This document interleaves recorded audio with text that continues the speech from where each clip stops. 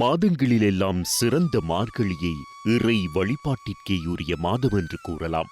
மார்கழி மாதத்து திருவாதிரையை ஈற்றாகக் கொண்டு முதல் 10 நாட்களும் அனுஷ்டிக்கப்படும் திருவெம்பாவை மார்கழியில் சிறந்த விரதம். மாணிக்க வாசகர் திருவண்ணாமலையை தரிசிக்கும் போது பாடப்பெற்றதே திருவெம்பாவை 20 பாடல்களும். சிவனுக்கு திருத்தொண்டு புரிவதையே வரமாக கேட்கிறது திருவெம்பாவை. கன்னிப் பெண்கள் மார்கழி மாதத்தில் அதிகாலையில் தம் தோழியரை துயில் எழுப்பி புனலில் நீராடி சிவனை போற்றி பாடும் வகையில் அமைந்த பாடல்கள் எம்பாவாய் என்று முடிவதால் திருவெம்பாவை என்று பெயராயிற்று.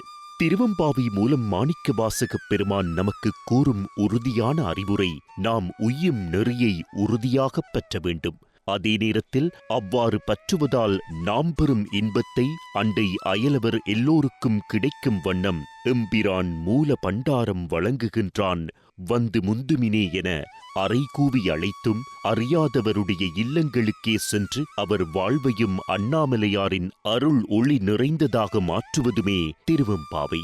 இந்த திருவெம்பாவை காலத்தில் சிவன் அவன் சிந்தையில் உய்வோமாக.